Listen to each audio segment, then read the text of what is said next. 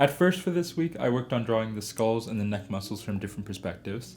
I didn't get quite to 60, mostly because at a certain point I felt like I was just doing them just to do them, and not doing them to learn something, which is what I'm trying to avoid. If I were to do this again, I think I'd do it more so like 15 or 20 skulls in perspective, because I felt like I got enough out of rotating it that many times to move forward. On top of that, I also worked on painting the planes of the face and the skull to try and understand how they look in light. I'm not going to be doing much painting until later on, of course, but I think it's good for me to understand where the curves and the planes of the face sit. On the subject of the Artwad Anatomy course, I felt like it was pretty binary in the way it told you to learn, but I still got a lot out of it, especially in terms of the muscles of the neck and how they look from different angles. I kind of just use it as a way to jump off and springboard into drawing more structured practice. I don't really see an immediate effect on how I draw my heads, but I'm hoping it'll be one of those things where later down the line it helps me push forms a bit more. A bit of a side note, but I was also able to afford my first couple physical art books.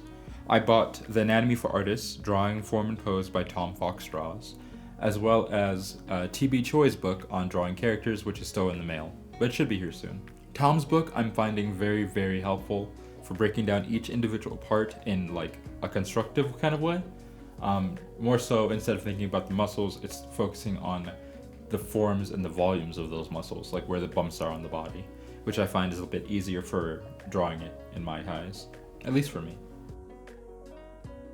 So for a bit of reflection on how I think my unit is going so far, one thing that I've noticed is I've spent a bit too much time working on things that really weren't as helpful as they could be for what I wanted to learn.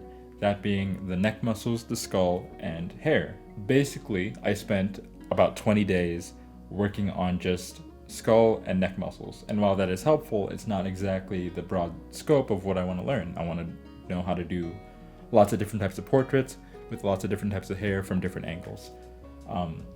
So going forward, I think instead of focusing on necessarily just the artist studies, I'll be working more pointedly at just drawing a lot of different types of hair, drawing a lot of different types of heads with different types of hair on from different angles. And that's just what I'll be doing for the rest of the month.